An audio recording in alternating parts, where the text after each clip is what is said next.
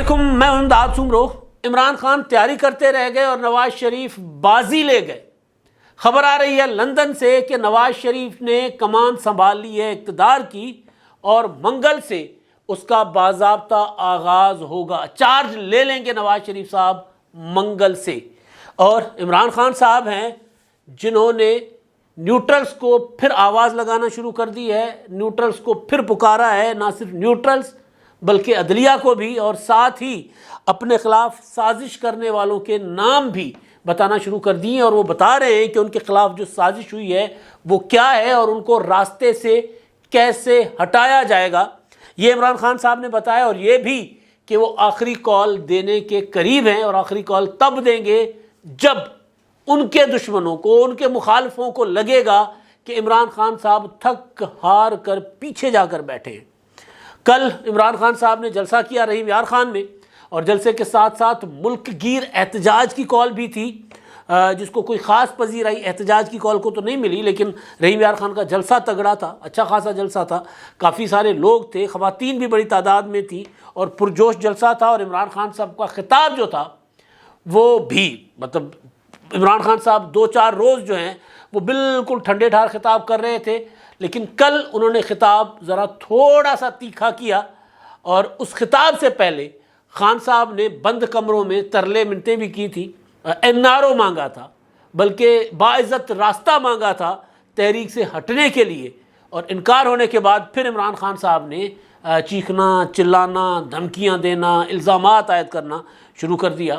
تو پہلے میرا خیال ہے عمران خان صاحب پر بات کر لیتے ہیں، یا جلسے پر، یا پہلے عمران خان صاحب کا جو پلان ہے وہ حکمت عملی اور وہ جو سازش بتا رہے ہیں کہ ان کو ہٹانے کی راستے سے کس نے سازش کی اور کس طرح ان کو راستے سے ہٹایا جائے گا، اس پر بعد میں بات کریں گے۔ پہلے جو لندن سے خبر آئی ہے، اور لندن کے ساتھ ساتھ نیو یارک سے بھی ایک خبر آئی ہے، سچ وہ بڑی ایک دلچسپ خبر ہے، خوشی کی خبر کہہ سکتے ہیں اس کو۔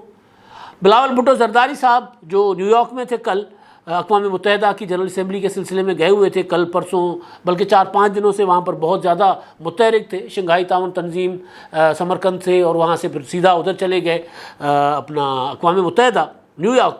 انہوں نے ایک عربی ٹی وی نے ان سے سوال کیا تھا، راستوں میں راہ چلتے ایک سوال، چھیڑ خانی جیسا سوال تھا۔ انہوں نے پوچھا تھا بلاول بھٹو سے کہ کیا آپ کا شادی کا ارادہ ہے؟ تو بلاول بھٹو نے کہا جی بالکل میرا ارادہ ہے، یہ کہہ کر آگے نکل گئے، اور صحافی جو ہیں وہ پوچھتے رہ گئے، انہوں نے کہا کہ جی وقت بتائیں کب شادی کریں گے، تو بہرحال اس کا انہوں نے کوئی جواب نہیں دیا۔ تو بلاول بھٹو زرداری کی شادی جو ہے وہ اکثر و بیشتر وہ موضوع بحث رہتی ہے۔ ان کی چھوٹی بہن کی شادی ہو گئی، اور بلاول بھٹو کی شادی کے متعلق کئی بار سوال ہوا، کئی بار یہ ہوا کہ ان کی ہاتھ میں پہنی ہوئی جو انگوٹھی اس کے متعلق کہا گیا کہ جی یہ منگنی کی انگوٹھی ہے۔ پھر ایک بار تنگ آ کر لاہور بلاول ہاؤس میں ہی بلاول بھٹو نے کہا تھا کہ جی یہ میرے نانا کی انگوٹھی ہے، ذوالفقار علی بھٹو شہید کی انگوٹھی ہے، وہ جو نسلوں سے چلی آتی ہے، پرکھوں میں ملتی ہے، تو وہ والی میری انگوٹھی ہے، یہ شادی کی انگوٹھی نہیں ہے۔ ان سے یہ پوچھا گیا تھا، ہمارے کسی دوست نے پوچھا تھا کہ آپ شادی کس سے کریں گے، کون ہوگی وہ لڑکی جس سے شادی کریں گے؟ تو انہوں نے کہا تھا اس کا فیصلہ میں نے نہیں کرنا، یہ کام میں نے اپنی بہنوں پہ چھوڑ دیا ہے، میرے پاس اتنا وقت نہیں ہے کہ اس پر میں سوچوں، لڑکی تلاش کروں، اور لڑکی ایسی ہوگی میری شادی کے لیے جو میری پسند ہوگی وہ یہ ہوگی کہ وہ میری بہنوں کی پسند ہو، میری بہنوں کو خوش رکھ سکے، وہ میری جو ہے وہ بیگم ہو سکتی ہے، میری لائف پارٹنر ہو سکتی ہے۔ تو بہرحال ایک وہ آپ سوچیں نا کہ اقوام متحدہ میں اتنا ٹینس ماحول، دنیا جہان کے مسائل، جنرل اسمبلی ہوتی اس لیے ہے کہ دنیا جہان کے تصفیے، دنیا جہان کے معاملات، ٹینشنیں، پریشانیاں وہاں ڈسکس ہو رہی ہوتی ہیں، اور وہاں کوئی منچلا صحافی اٹھ کے ایک نوجوان وزیر خارجہ سے پوچھ لیتا ہے کہ جی شادی کب کرو گے؟ بہرحال شادی منظور حسان صاحب کے خواب کے مطابق تو 2023 کے انتخابات کے بعد بلاول بھٹو وزیر اعظم بنیں گے، اور اس کے بعد وہ دولہا بنیں گے۔ تو بہرحال ایک تو یہ چیز تھی، لیکن ایک اور چیز جو سب سے اہم ہے، جو پاکستان کی سیاست کے لیے انتہائی اہم ہے، بلاول بھٹو کی شادی تو ان کے خاندان کے لیے، ان کے چاہنے والوں کے لیے، بے شک پاکستان کے لوگوں کے لیے بھی وہ بڑی خبر ہوگی جب وہ ہوگی، لیکن اس وقت پاکستان کے لوگ جس تذبذب، جس سیلاب، سیاسی سیلاب، طوفان بدتمیزی، ہر طرح کے اور معاشی بدحالی، مہنگائی سے تنگ آئے ہوئے ہیں، ایسے میں ان کو ایک خبر لندن سے آئی ہے کہ جناب نواز شریف صاحب نے شہباز شریف صاحب کو بٹھا کر کہا ہے کہ جی وزیر اعظم آپ، فیصلے میں کروں گا، اب آپ وہ اب وہ ہوگا جو میں فیصلے کروں گا، کیونکہ مشکل وقت جو تھا نا جس میں ابھی حکومت پھنسی ہوئی ہے وہ لگ رہا ہے کہ وہ آہستہ آہستہ اب ختم ہوگا. لہٰذا لندن سے بیٹھ کر نواز شریف صاحب جو ہیں وہ اپنی حکومت کو چلائیں گے، اور وہ فیصلے جو نواز شریف کروانا چاہ رہے تھے وہ نہیں ہوئے، وہ نواز شریف صاحب بیٹھ کر وہاں سے کروائیں گے پہلی قسط کے طور پر. یعنی انہوں نے کمان سنبھال لی، فیصلے اپنے صادر کرنا شروع کر دیے ہوئے ہیں، اور آغاز ہوگا اس کا منگل سے.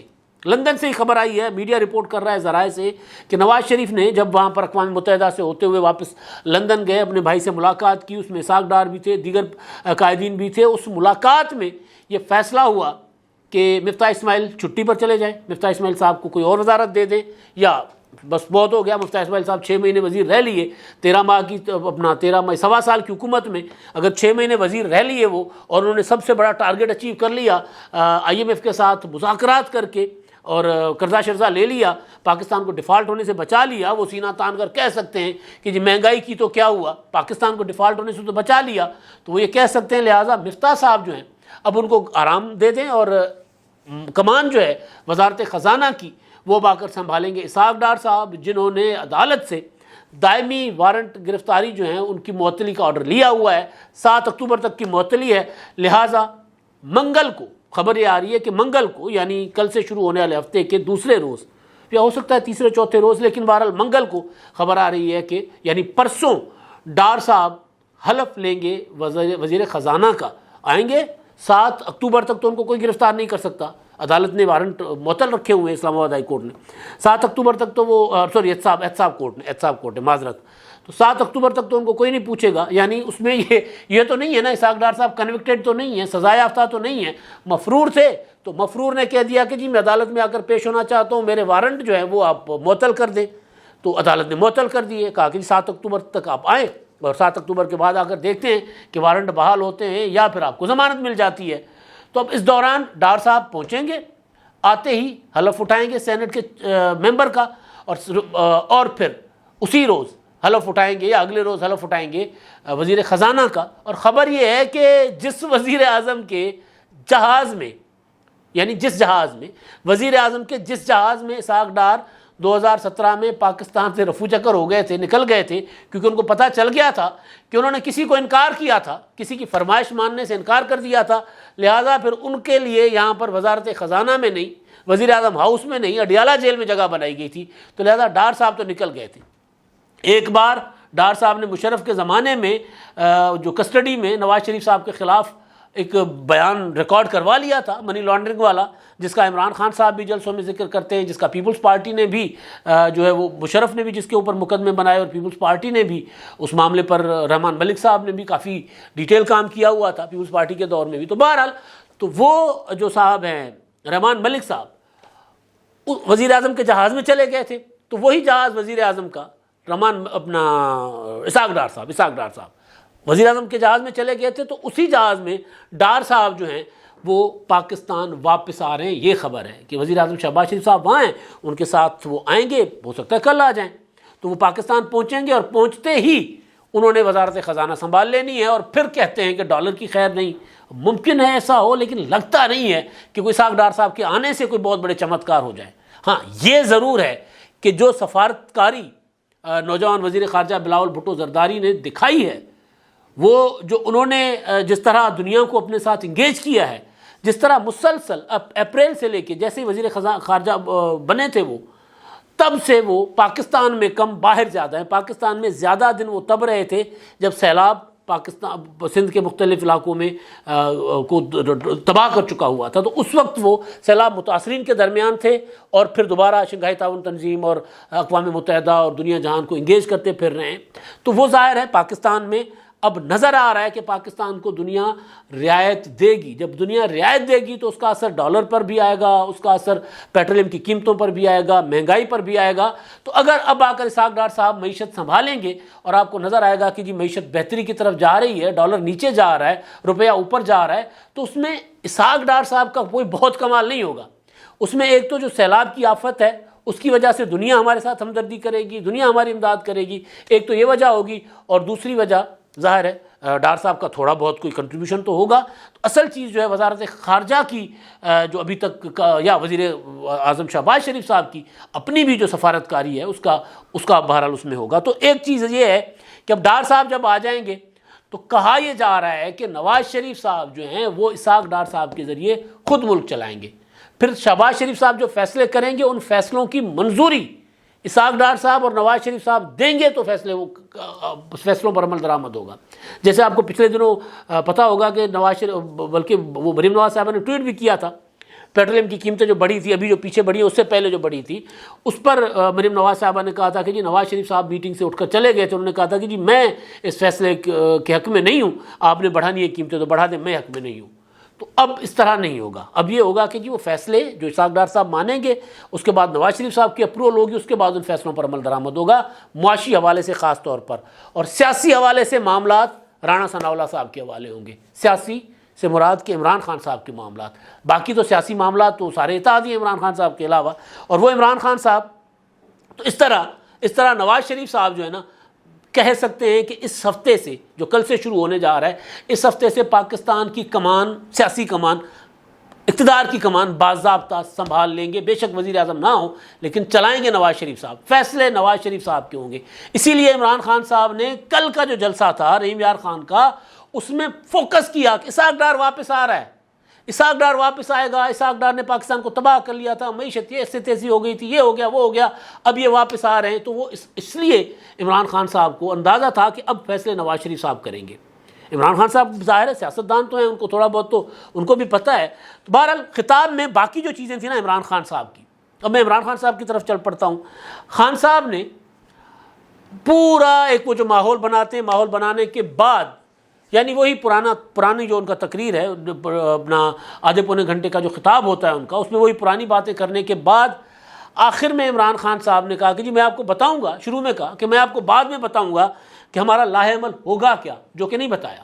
لاہ عمل یہ بتایا کہ جی قوم تیاری کر لے اور پھر جب قوم تیار ہوگی تو میں ایسے موقع پر کال دوں گا جب مخالفین یہ سمجھیں کہ عمران خان صاحب جو ہیں وہ پیچھے ہٹ گئے ہیں اور پھر میں وار کروں گا, پھر میں کال دوں گا اور وہ کال آخری ہوگی اور اس کے بعد کوئی کال نہیں ہوگی, کوئی مارچ نہیں ہوگا, کوئی دھرنا نہیں ہوگا اور وہ آخری کال ہوگی. وہ کب ہوگی وہ نہیں ہوگی. یہ جو عمران خان صاحب کا انداز ہے نا وہ بتا رہا ہے کہ اب یہ کال شال کوئی نہیں آئے گی کیونکہ خان صاحب نے کل ہی بند کمرے میں بیٹھ کر کہا تھا کہ جی اگر حکومت سائفر پر وہ جو امریکی سازش کا عمران خان صاحب الزام لگاتے ہیں نا, کل جلسے میں بھی انہوں نے بعد میں ذکر کیا بڑے عرصے کے بعد اس کا, تو وہ جو سائفر ہے اس پر اگر تحقیقات حکومت شروع کر دے تو پھر میں حکومت کے ساتھ بیٹھنے کو تیار ہوں اور قومی اسمبلی میں واپس آنے کو تیار ہوں. قومی اسمبلی میں واپسی کا مطلب یہ ہے کہ عمران خان صاحب انتخابات کے مطالبے سے پیچھے ہٹ گئے ہیں. تو یہ مطالبے سے پیچھے ہٹنے والی بات تو کافی دنوں سے بہت کلیئر ہوئی ہے کہ خان صاحب اب فوری انتخابات نہیں, صاف شفاف انتخابات کے آڑ میں اس مطالبے سے پیچھے ہٹ رہے ہیں. تو ایک تو یہ معاملہ تھا, لیکن باقی جو 5-6-7 اہم معاملات جس پر عمران خان صاحب نے بات کی ہے اس میں انہوں نے ایک بار پھر الزام لگایا ہے کہ ان کو راستے سے ہٹانے کی, ان کو قتل کرنے کی ایک سازش رچی گئی ہے. 4 لوگوں نے بند کمرے میں بیٹھ کر یہ سازش کی اور اب اس پر عمل درآمد کے لیے جو کارڈ کھیلا جا رہا ہے اس میں مریم نواز, جاوید لطیف, وہ پریس کانفرنسز کر کے, جاوید لطیف صاحب نے پریس کانفرنس کر کے عمران خان صاحب پر وہ جو الزامات عائد کیے ہیں وہ میں ظاہر الزامات ہم دہرا نہیں سکتے, تو انہوں نے کہا کہ وہ الزامات لگائے اس لیے جا رہے ہیں تاکہ وہ جو 4 لوگوں نے بند کمرے میں مجھے راستے سے ہٹانے کی سازش کی تھی تو وہ جب مجھے اگر کوئی مار دے, قتل کر دے, تو پھر یہ کہا جائے گا کہ کسی مذہبی جنونی نے عمران خان کو مار لیا, یعنی کسی کے اوپر الزام آئے گا نہیں تو اسی طرح مجھے راستے سے ہٹایا جائے گا. تو پہلی بار عمران خان صاحب نے یہ بتایا ہے کہ جی سازش کرنے والے جو 4 لوگ ہیں وہ تو پیچھے بیٹھے ہیں, لیکن ان کی سازش پر عمل درآمد جو ہے وہ مریم نواز کروانے کے لیے اس طرح کی پریس کانفرنسز کروا رہی ہیں جاوید لطیف. یہ بڑا سنگین الزام ہے جو عمران خان صاحب عائد کر رہے ہیں. حالانکہ خان صاحب نے خود کئی بار اسٹیج پر کھڑے ہو کر کہا ہے کہ جی نواز شریف کو ووٹ دینا شرک ہے. اس کا مطلب کیا ہوگا؟ مطلب اس کا ظاہر ہے مذہبی کارڈ تو عمران خان صاحب خود کھیلتے رہے ہیں, تو پھر سامنے والوں کو جب لوز بال عمران خان صاحب نے 2-4 بار دے دی تو انہوں نے بھی شاٹیں لگا دی. کرکٹر تو ہے نا عمران خان صاحب کو, تو اندازہ ہوگا کہ جب آپ فل ٹاس دو گے شارٹ پچ دو گے تو اگلے تو چھکے ماریں گے اگر ان کو کھیلنا آتا ہوگا. تو انہوں نے مارنا شروع کر دیا. نہیں کرنا چاہیے. جاوید لطیف صاحب کا جو لب و لہجہ جس طرح کی پریس کانفرنس ہے وہ نہیں ہونی چاہیے اس طرح کی باتیں. لیکن مسئلہ یہ ہے کہ یہاں عمران خان صاحب بازی نہیں آتے. دوسری چیز پھر کچھ عرصے کے بعد, کچھ دنوں کی خاموشی کے بعد, کیونکہ عمران خان صاحب نے ملاقاتیں کی ہوئی تھیں, اور ملاقاتیں انہوں نے کی ہوئی تھیں آرمی چیف قمر جاوید باجوہ صاحب کے ساتھ, اپنے سارے کے سارے گھوڑے دوڑائے ہوئے تھے GHQ کی طرف کہ جائیں وہاں سے حملہ کرنے کے لیے نہیں, وہاں سے سفارش لینے کے لیے, وہاں سے ہمدردی, وہاں سے کیا کہتے ہیں مدد لینے کے لیے کہ یار میں نے ایسا کیا کر لیا. بار بار کہتے ہیں نا جی میں نے کیا کر لیا. تو وہ بھیجے ہوئے تھے, کبھی پرویز خٹک, کبھی فواد چودھری صاحب, کبھی اسد عمر, کبھی کوئی. تو عمران خان صاحب مدد کے لیے اس طرف جاتے رہتے تھے. تو جب تک ان کو آس تھی, امید تھی کہ وہاں سے کچھ ملے گا, تو خان صاحب نے کھل کر اس طرح نام نہیں لیے, اس طرح الزامات نہیں عائد کیے. لیکن کل جلسے میں خان صاحب نے الزامات عائد کیے کہ جی یہ جو لے کر آئے نا ان کو, اس حکومت کو امریکی سازش کر کے, بیرونی سازش کے ذریعے جو حکمرانوں کو لے کر آئے ہیں, جو اس کے ذمہ دار ہیں, وہ بتائیں نا کہ ملک کو کس سال پہ پہنچایا گیا, اس کا ذمہ دار کون ہے. ایک تو یہ سوال کیا, اور دوسرا کہ اسٹیبلشمنٹ جو ہے, نیوٹرل جو ہیں, وہ ان کے پاس اصل طاقت ہے. تو ان کے پاس اصل طاقت ہے اور وہ یہ کہہ رہے ہیں کہ جی ہم نیوٹرل ہیں. تو پھر عمران خان صاحب نے کہا کہ جی میں آپ کو بتاتا ہوں کہ اللہ نے نیوٹرل رہنے کی اجازت نہیں دی. پھر وہی کہ جی جو میرے ساتھ, یعنی میں اچھائی کی طرف ہوں اور جو میرے مخالفین ہیں وہ بدی کی طرف ہیں, اور اچھائی اور بدی کی جو لڑائی ہے اس لڑائی میں فوج کو اچھائی کا ساتھ دینا چاہیے. اللہ تعالیٰ فوج کو, عمران خان صاحب کے, اللہ تعالیٰ فوج کو یہ اجازت نہیں دیتا کہ میرا ساتھ نہ دے. یہ عمران خان صاحب کا ٹوٹل وہ جو ایک مطمع نظر ہے جس کے اوپر وہ ساری چیزیں کر رہے ہیں. تو خان صاحب نے یہ ایک پورا کل کا جو ان کا, ہاں کل ایک اور بات بھی, کل انہوں نے عدلیہ کو بھی کہا کہ آپ نے میرا ساتھ دینا ہے. دیکھیں میں ایک تحریک چلا رہا ہوں, حقیقی آزادی کی تحریک چلا رہا ہوں, تو اس میں عدلیہ نے بھی میرا ساتھ دینا ہے. جو آخری چیز عمران خان صاحب نے کہی ہے وہ تھی رانا ثناءاللہ صاحب کے متعلق. انہوں نے کہا کہ جی رانا ثناءاللہ صاحب نے 25 مئی کو بھی ہم تیاری کے بغیر آئے تھے تو ہمارے اوپر انہوں نے حملے کیے تھے, ہم تو عورتیں اور بچوں کو لے کر آئے تھے, لیکن اس بار ہم تیاری کے ساتھ آئیں گے. پہلے ہماری تیاری نہیں تھی, ہمیں نہیں اندازہ تھا کہ رانا ثناءاللہ صاحب ہمارے ساتھ یہ کریں گے, وہ قاتل ہے رانا ثناءاللہ, پتہ نہیں کیا ہے. اب وہ کہہ رہے ہیں کہ جی پیلٹ گنز ہم استعمال کریں گے, آنسو گیس استعمال کریں گے. تو ان کو میں کہنا چاہتا ہوں کہ جی تم جو کرنا ہے نا کر کے دیکھ لو, اس بار میں تیاری کے ساتھ آؤں گا. میں اس بار مطلب میں کپتان ہوں اور میں کرکٹ کا کپتان ہوں, اور ہم کو تو پتہ ہے کہ رانا ثناءاللہ نے کیا کرنا ہے, لیکن رانا ثناءاللہ کو یہ پتہ نہیں ہے کہ کپتان نے کیا کرنا ہے. لہٰذا میں آ رہا ہوں. اور عمران خان صاحب نے کہا کہ اس بار میں آخری کال, ابھی آخری کال کب آتی ہے اس کا کچھ نہیں پتہ. باقی خان صاحب نے پورے جلسے میں شہباز شریف صاحب کی ویڈیوز چلائی ہیں.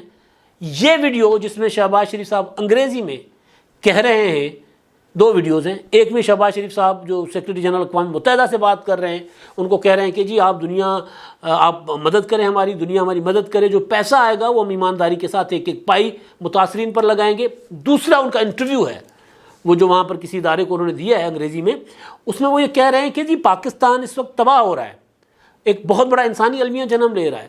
اگر دنیا نے مدد نہیں کی تو قیامت برپا ہو جائے گی. ظاہر ہے 3 کروڑ لوگ سڑکوں پر بیٹھے ہوئے ہیں.